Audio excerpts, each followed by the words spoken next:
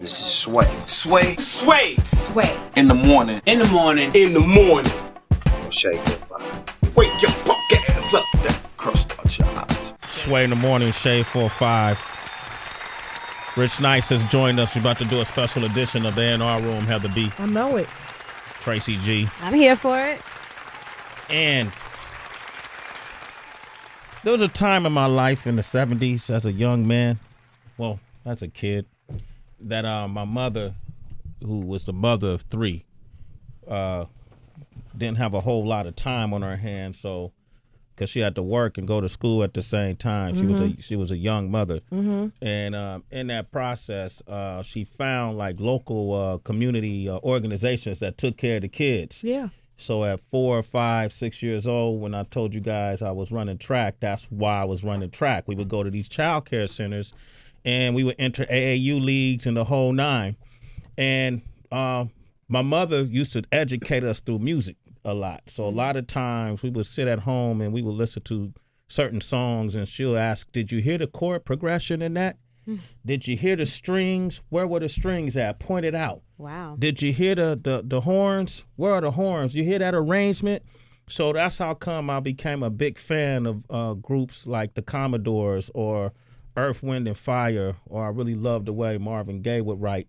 And then there was a group that went by the name of Chic. And a lot of the music they made when we were kids is the music that our parents played for us on the way to track meets. And these songs were the songs that got us emotionally hyped up. When that chicken was frying. So just before a track meet, there were certain songs I would like to listen to. Say, for example, this song by Chic.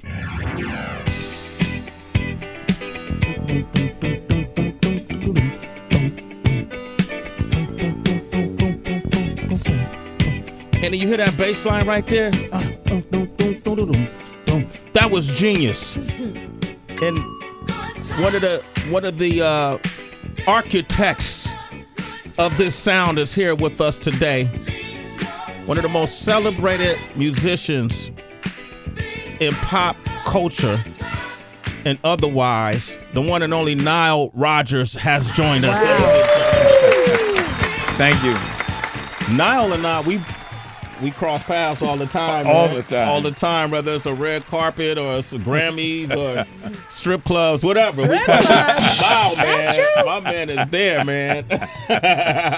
And since I got you here, I asked you this off record once, and then there was two other songs that used that I thought that bass line sounded familiar. Here's another one. And this was by the group Queen. Rock band. Don't listen to that. Now play Chic. Come on, get Chic back. Boom, boom, boom, boom, boom.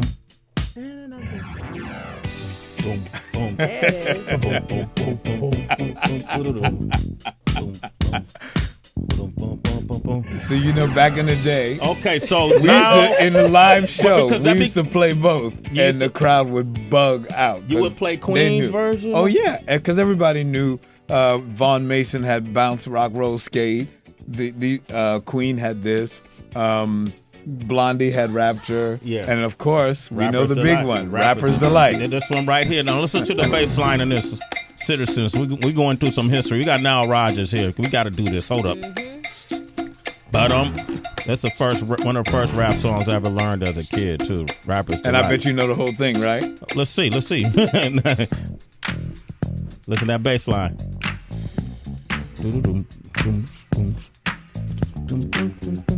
Okay, so let me ask you this question. You guys were the originators. There you go. I came right back. Who played this first? What do you mean, who played this first? Who played this first? Look at the copyright. The daddy? No! That was a stunt. He just started on us. Rodgers. You know, but was that allowed back then? Because we had this thing in hip hop. If you take another rapper's rhymes, then that's flagrant. See, here's the deal: is that what happened is when we started, we didn't know about hip hop. Believe it or not, we just didn't know. We lived in the studio. We didn't even. Yes, I went to strip clubs. You were right. But most of the time, I was in the studio.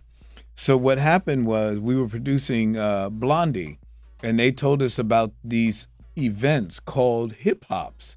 And I said, what is that? They said, well, what you do is you take something hip and you hop on it. And I was like, oh, okay. So I went to a hip hop, as they called it, and the thing that they took that was hip and they hopped on was Good Times. And all these MCs kept coming on stage, That's crazy, spitting rhymes to my song. And I'm sitting there watching this for like hours and hours. And that's when I met Fab Five Freddy and Future, all these guys. I'm like, what are y'all doing? Like, what is this? And then they started explaining to me about their culture and their rhymes and blah, blah, blah, and how important Good Times was. And I didn't know what to make of it.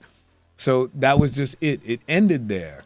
And then like a month or two later, I was hanging out at this club that y'all are too young to know, but it was a place called Leviticus. So I was hanging out at this joint called Leviticus, and this record, Rapper's Delight, comes on. Now, I'm familiar with what we used to do back in the day. We would take 2 tracks of breakdowns, and we would go and we would make reel-to-reel edits, and they would just play and play and play and loop. And the DJ would use that to go to the bathroom or talk to some girls or something like that. So what happened was when I heard Rapper's Delight playing, I thought that a band had gone into the studio, played a loop of Good Times. I knew that it wasn't us playing, because if you listen closely, you'll hear there's an 8th note difference in the bass line. But basically, it's the same bass line. So I thought that just some guys went in and recorded, and that it was looping, and the DJ was inside the booth rapping. When I looked in the booth and I didn't see anybody, I went, how the hell is he doing that? And I thought he was in there with his boys going, you see, I am Wonder Mike, and I'd like to say hello. And I looked, and he was standing next to me, just like Sway is next to me, and he was there with a split of champagne talking to some girl. And I'm thinking to myself, how long is this damn record that he could be sitting there chilling? Champagne. Yeah, I'm like, how long is this going to go on? Yeah. So he's looking at me, and he said, man, this is the hottest thing. I just bought it in Harlem this morning. And I said, well, let me see the record. And it had a label on it, and it said Sugar Hill Records, and I didn't see my name anywhere in the copyright. And I was like going, anybody who's a composer, anybody, let me be honest with you, straight up, any composer knows when another composer is inspired by their work. The difference with this record was not only was it inspired by my work, but they took my strings and sampled them and went on top of their record, because they didn't want to pay for the New York Philharmonic, which is what I had to pay for. Yeah. So I was like, wait a minute, dudes. You know, what if I went to Star Wars and took a piece of Star Wars and made a music video and put, Obi-Wan Kenobi in my video without paying, George Lucas? I'd be in jail. You couldn't do that. No, you couldn't do it. So let me ask you this. Let's fast forward, because obviously legally you got that taken care of, I'm assuming. Oh, yeah. Okay. Now, recently, I think the big thing in the news was with 2 of my favorite, like Pharrell is one of the most genius producers. And he's my boy. And that's your boy. And he doesn't get enough credit for all the lives he's changed through his music, in my opinion. Absolutely. This is me saying what I feel about Pharrell. I'm with you. Okay. And then Robin Thicke, also an artist that I like to listen to. He's come up here, great guy. When they had the Blurred Line controversy in Marvin Gaye's estate, came for that. They came for payment for that. Initially, they said it wasn't, we listened to this song and thought it was Marvin Gaye, but they said that's not where it came from. How do you work through those blurred lines? Or what did you think about that? See, so you just played Rapper's Delight and Good Times. Yeah. You hear how the intro to Rapper's Delight is different? Yeah. Right? They go doom doom doo doom, yeah, doo doo doo doom. So they set it up differently. So they consciously set it up in a way that was to make me not think that it was Good Times, right? Which is it's okay. The fake out. Right. Okay. It was like, okay, I'm going to, the thing that and I always say this because this really is unfair to me, because blurred lines as a song, if they didn't have the intro that they chose, where the intro sounds very much like an interpolation of the Marvin Gaye record, if they just went to Think I Know, and they went to the song, you probably wouldn't make that association. You would, it'd be a far leap. And because many songs, believe me, as a musician, we are all inspired by other people. And I really think that it's so I'm going to just use myself as an example, because I don't want to say what's in someone else's mind. Okay. But I will tell you right now, we just listened to Good Times. My cousin is one of the people who started Kool and the Gang. When I was a kid, all I wanted to do was be like my cousin and be in Kool and the Gang. And when they wrote the song Hollywood Swingin', I was like, damn. I remember. Well, play Hollywood Swingin' and play Good Times, bro. Okay. Okay, this is Hollywood Swingin', Kool and the Gang. Now check out the bass line. Sway in the morning. Nile Rodgers is with us. Oh, boom, boom, boom. Boom, boom, boom. So okay, now it ain't the same bass line. Boom, boom. Right. Oh, that's crazy. So that's a perfect example of being inspired. So there is no doubt that Hollywood Swingin' and Good Times are not the same song at all. Yeah. Not at all. But because I was so in love with Kool and the Gang and I was so down with Hollywood Swingin', this is a song I wish I had written. So what do? I go, well, damn, if I wrote Hollywood Swingin', it would go like this. And then I write Good Times. That goes, and I stay on that note. And then we go to there and we make a big deal out of that one and do.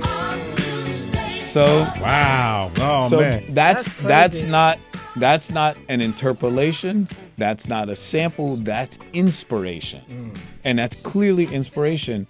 And this, not only is it legal and allowed, but it is the most natural thing in music. If you study music, when I went to music for classical school, I went to classical music. Yeah. Studied classical music. And the great classical composer Verdi said that the difference between a good composer and a great composer is a good composer borrows, a great composer steals. I heard that before. Wow. I heard that before. Nile Rodgers is here, Grammy Award winning, one of the most Triple Grammy Award. My bad. Forgive me, brother. Nah, it needs to be known because you're at the nucleus of a lot of this thing we call hip hop. Had you not stole your uncle's bass line from Kool and the Gang, my cousin, your cousin, Rapper's Delight might not have been made, and we wouldn't be here today. So because of your thievery, now Rodgers, we have hip hop. Now Rodgers is here, and we're gonna talk about this festival you're performing in as well. I am producing, actually. You're producing as it? performing, as well as performing. Yeah. Let me know, man. Sway Lanez. Goodness. I'm just so he's excited. under pressure. He's got to read, and we are boys. We go back a long We go time. way back. He's producing this festival, and it's called the Freak Out. Let's Dance Fold. So, and the reason why I call it Fold is because Freak Out is the biggest single song that I've ever written in my life. We sold 13 million singles, and we cut it off in America at 7 million because in those days, black acts, unless you were the Jackson 5 or something, would only get 2 singles. So we thought, damn, we sold 7 million singles. What if we let it keep going? Nobody's going to know I Want Your Love or At Last I'm Free. So we cut it off for fear of not being on the radio after Le Freak. Wow. And Let's Dance, the reason why I call it Let's Dance is because after Disco Sucks happened in 1979, after Good Times, Chic never ever had another single at the top of the charts. Whereas prior to that, in just a short 2-year period, check this out. We had We Are Family, He's the Greatest Dancer, I Want Your Love, Good Times, Dance, Dance, Dance, At Last I Am Free, Faith Evans, Chic, Faith Evans and Fat Man Scoop, I don't want to talk about what he says on it, but okay, man, all of these great records, man. So we had tons and tons of multiple platinum records, And this all happened in a short 2-year span. But in the year 1979, when we came out with Good Times, an event happened called Disco Sucks. And even though Chic is more or less an R&B band that just plays a couple of up-tempo tunes, we were considered the disco band. So therefore, we suffered the most, and we were never on the charts again in any significant capacity as the group Chic. Now, it was funny.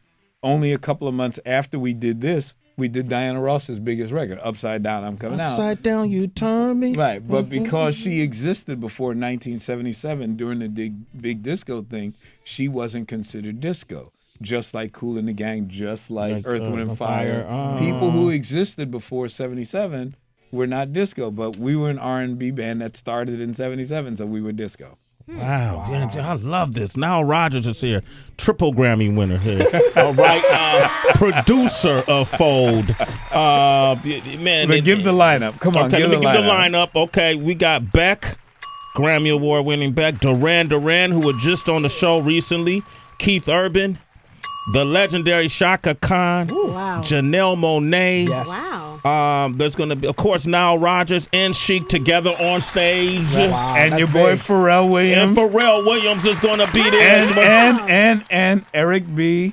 Right, Eric B. from Eric Chuck B. and D. Rakim? Absolutely. Oh, wow. No, these So- are my boys. Okay. They when I first started putting this together, we did this a couple of years ago, and the one thing that I noticed is that all the local heroes went over so well, because I know y'all are too young to remember, but there was a time when your record got to a certain spot on the charts, we crossed over into the top 40. So a lot of people don't realize how much they love records like Paid in Full.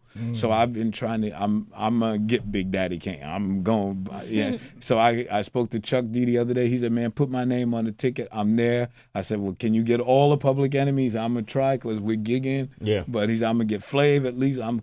So in other words, these are all my boys. Eric B, Chuck D, else Q-Tip is playing, man. Q-Tip's going to be playing too? Yeah. Tribe Called Quest. What do you I don't got have on enough. there, I don't man? got enough names on my list. Your thing is weird. Okay, all right. You Look, got the wrong That's thing. what I'm going to do. I'm going to open up the phone lines. We're going to get all the players that's going to be. It's August 4th and 5th. and 5th in Riverhead, New York.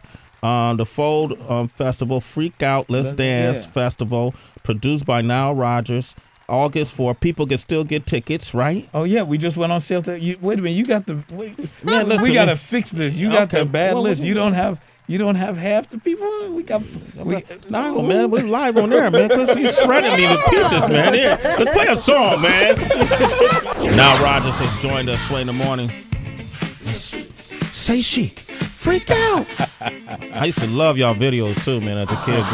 Friday night videos, remember Friday night videos? Oh, Chic. Nile Rodgers is here, man.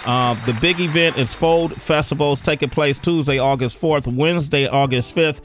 Here's the lineup. Beck, Pharrell Williams, Keith Urban, Chuck D, Eric B, Thomas Gold, Paloma Faith, the Martinez Brothers, hosted by Chic, featuring Nile Rodgers. The MC will be Grandmaster Melly Mel. Wow.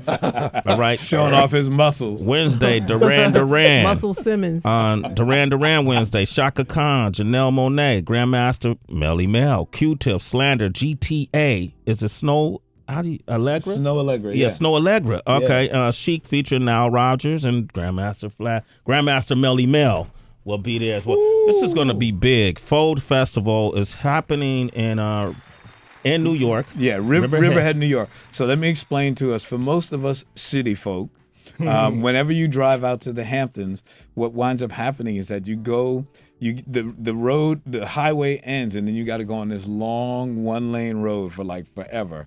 When you come to Riverhead, which is on the North Fork, as soon as the highway ends, you make one left turn and then a right turn, and 3 blocks away, you're at my place. 200-acre farm, working vineyard, the most beautiful thing you've ever seen. 2 quick-drying horse tracks, DJ tent by DJ Magazine. It's going to be crazy. Wow. Absolutely crazy. Is that your place? Not yet. Okay. All right. I thought you said it. So now let me ask you some questions, because Rich is a producer as well, so I know he has questions. But you've worked with a lot of different folks. You mentioned Diana Ross, David Bowie. Yeah. You know, the list goes on and on. Was there ever an artist that it just felt good on paper, looked good on paper, and it seemed like it was gonna make great sense. And then y'all got in there, but weren't quite able to make chemistry happen. Best question ever. Yeah. We were during the Disco Sucks period. We did a record with Debbie Harry from Blondie. They were at the height of their careers. They had just done Rapture. We had just done Good Times. It was like Rapture plus Good Times. What are we going to do next?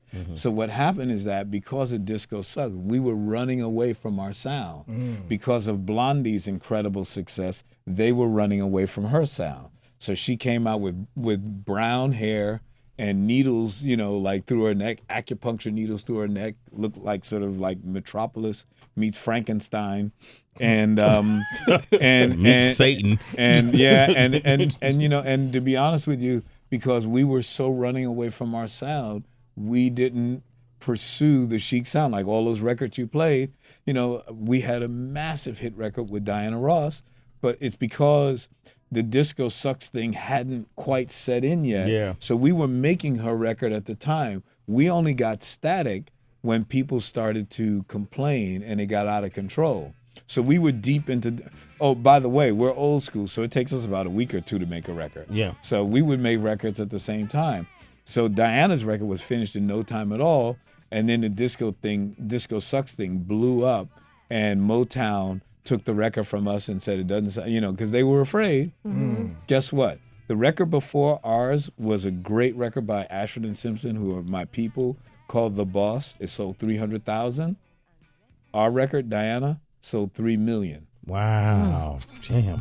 You know what my record with David Bowie sold just a couple of million, I was going to say a couple of million years later? What? Like around 11, 12 million units. 11, 12 million. Madonna, 21 million. What did you do for Madonna? What songs? I did Like a Virgin. Like a Virgin. Oh my God. God, man, listen. I did. That's his farm, Did you do Sway. with David Bowie? And check it out. We got Duran Duran on there. Duran. So I did Duran Duran's new album. Me and a person who I've known since he was 5 years old. It's just killing me because he's killing it now. Mark Ronson. Mark Ronson. Wow. I've known Mark Ronson since he was 5. It's interesting. Mark played the "Don't Believe Me, Just Watch" song that's humongous for him. He broke that record here. Who's on that? Bruno Mars is on that Bruno record. Mars, yeah. And that record reminded me back to influences. His father thought that I had played on it. He thought you played on it, right? And I thought you were involved. Sound like some James Brown. Right, meets Prince. Meets Prince. And the whole But see, that's a great example. See, this is what we do when we love music, man.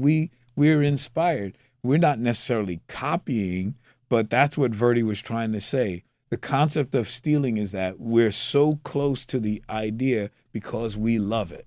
And then what we do is we change it around to become ours. That's what a great composer or producer does.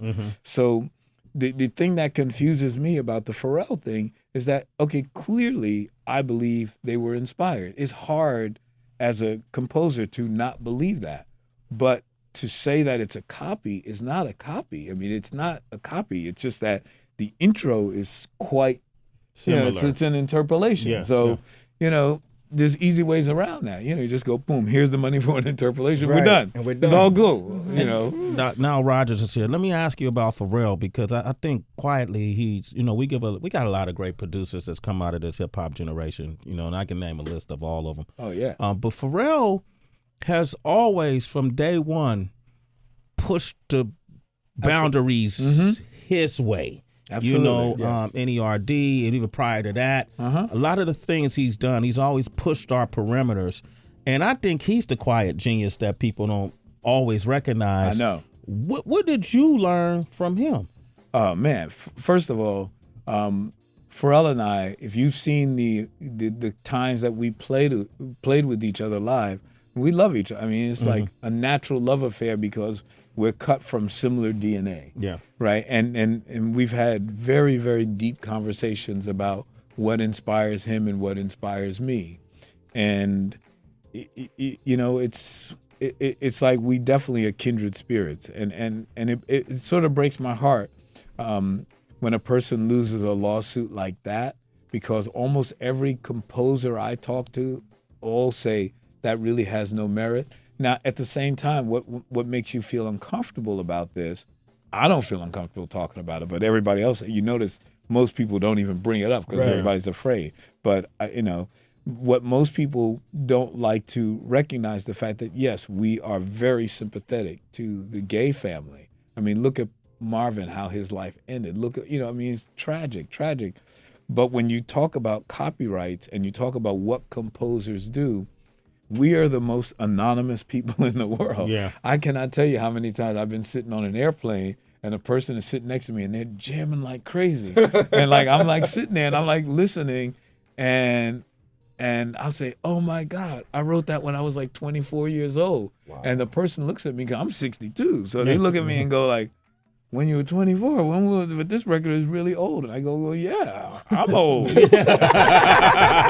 I'm really old, But what I'm getting at is that they don't know what composers do. Yeah. So when you school them and you say, no, I wrote this record, they go, you couldn't have written We Are Family. No. Right. Sister Sledge wrote that. I go, no, Sister Sledge didn't even hear that bad boy until they got to the studio to sing it. Wow. That's how I do all my artists. They never hear the song until they get there.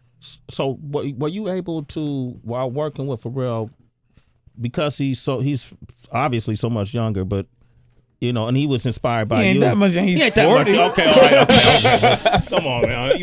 All right. But were you able to learn something from him, though? 41 is out. Okay. Were you able to learn something from him? Of course. What did you learn from him? But see, here's the thing, man, is that you don't necessarily have to acknowledge that you have learned it on the spot. Yeah. What winds up happening is that you go home and you start to think about, did I just hear what I just, you know what I mean? And it starts to sit in. The concept of collaboration is so fast. Yeah. Especially with me, I'm old school and we had to care about money. So to me, I make a record and people don't realize that if you look at one of the biggest records of my life, the Daft Punk album, I have 3 cuts on that album. You know how long those 3 cuts took me to do? About 3 hours. Wow.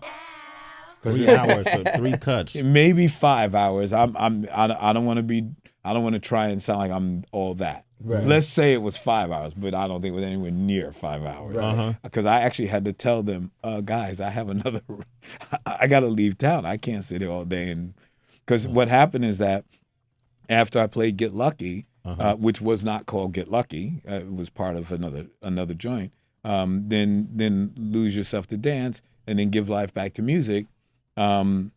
This is old school. It's like R&B. And the fact is, they were inspired by that. They loved the fact that I could just whip out the guitar, hear a groove, and go, check this out. They were like, damn. So they were into it.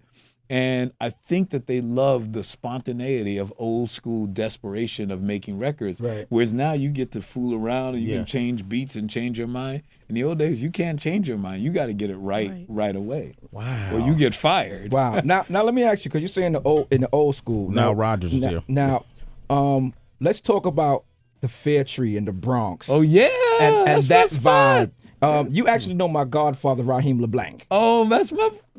What is the Fair Tree in the Bronx? Well, the Fair Tree in Cali, you man. don't know, man. Explain to them what the Fair Tree. Okay, so check it out. So back in the day, every club in the community that considered itself a nice spot always had live music. Even clubs that were pretty bad spots had live bands. So you played a jukebox for 20 minutes, and then the live band would play for 40. So it was 40 on, 20 off, 40 on, 20 off.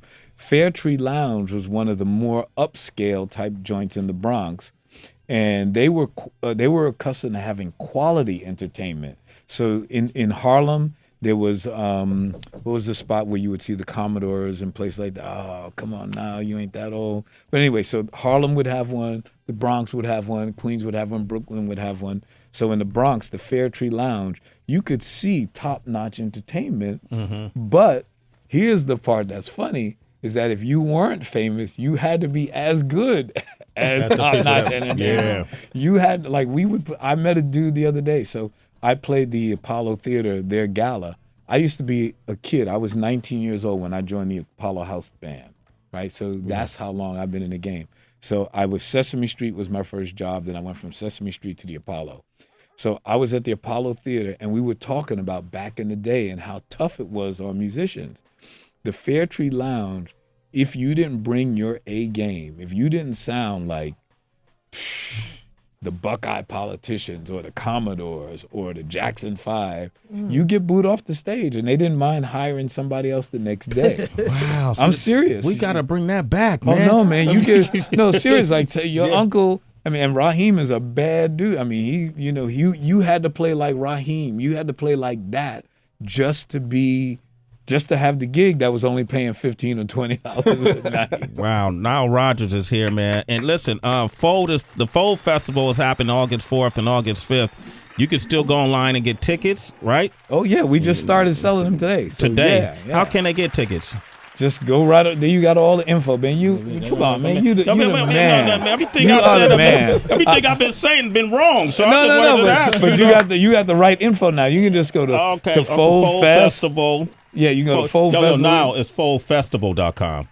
Okay, but Fold Fest. Look at the bottom. Okay. All of those are good. All those websites are good. Yeah, foldfestival.com to get the tickets, but you can follow them at FoldFest on social media. Use the hashtag FoldFest. Go on, brother. You can also go to ticketfly.com. Go on, Sway. All right, DJMag.com. There you go. And then we'll keep you informed. I'll be posting on our site as well, Sway's Universe. I want to support this big. Now, get Big Daddy Kane for me, and I'll be the happiest guy in the world. We can do that. Really? I can call Kane. That's my man. Let's call him right now, Rich. We got Phil on the line from St. Louis. Can you call him now? And Eric B will DJ for him. He already told me he would. Damn, that's crazy. Phil, good morning. Say hello to Phil, Nile Rodgers. Good morning. Hey, how you doing, man? I'm on my way to Chicago. I heard Nile Rodgers on, and I had to ask one question, man. He had a great explanation on interpolation with the blurred lines reference. Could he give a breakdown of the old Billie Jean, Madonna Like a Virgin, and Billy Ocean, Caribbean Queen, whether it's interpolation, impersonation, or just improvisation? No, so those are perfect examples of what I was trying to talk about. Those are not even interpolations. Basically, what those are people being inspired by. So here's a unbelievably spot on thing that I hope you'll remember. So remember Ghostbusters? Yeah. Ray Parker Jr. And he got sued and lost. Right, he got sued by a group called Huey Lewis and the News, who had a song called "I Want a New Drug." Boom, boom, boom, boom, boom, boom, boom, boom, boom, boom, boom, and that's a bass line, right? But what happened? Get down, y'all look quick here. We right here, man. So, but check it out. But that's really, to me, that was an erroneous lawsuit, and I know why he lost, because that was temped into the movie. Now listen to this, the Huey Lewis version. Right. And that's the Ghostbusters. See, that's not wrong. Now play pop music by M. Now check this out. Okay. So I'm like going, yo, y'all are on your high horse here. Oh, wow. Pop Check music. out this. That's crazy. Watch this. Watch when this bass line kicks in. The thing.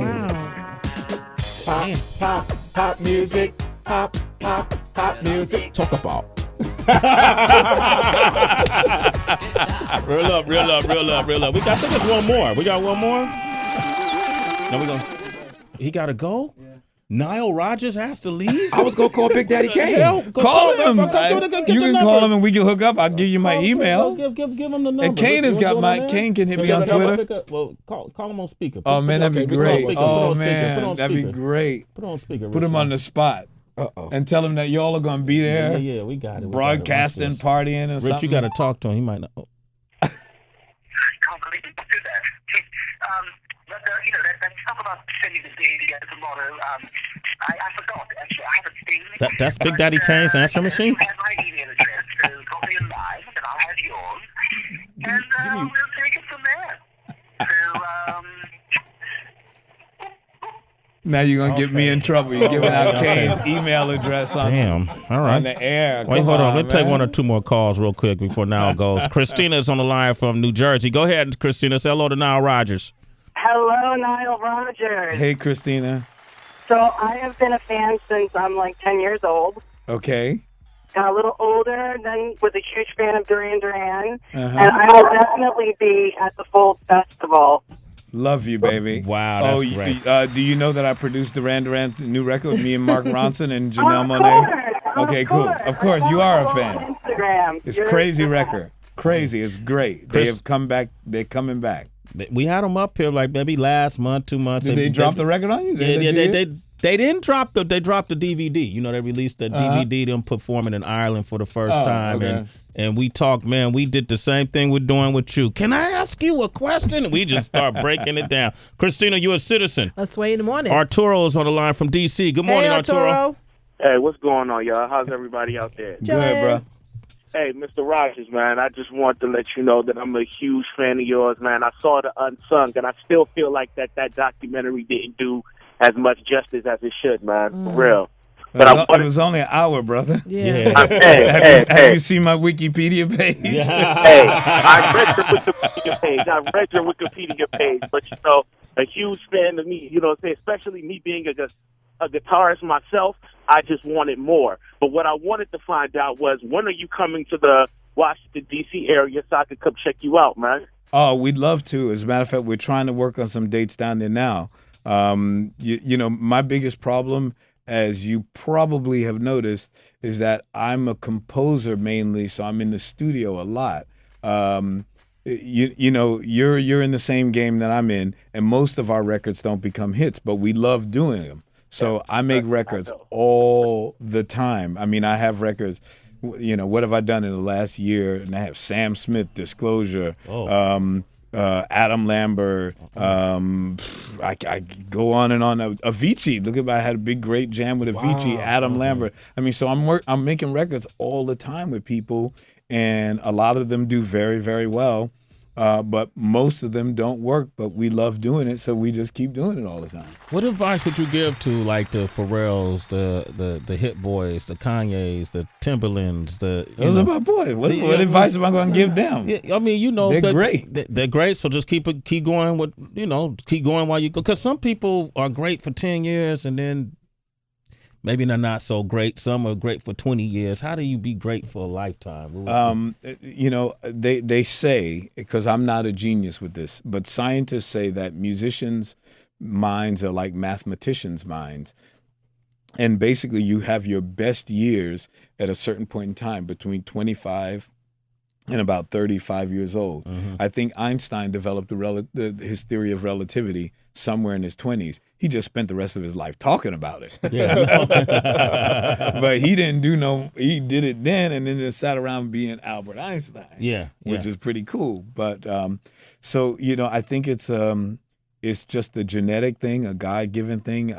For me, what helps me is that I don't have the kind of ego that I'm offended by other people. Wow. The day that changed my life was the first day I had a panel with the Shockley brothers, and I was talking about how much I love Public Enemy, but then I was wondering why they did the records the way they did them. And they looked at me and said, Nile, I don't want to curse, so I'm not, but they said something.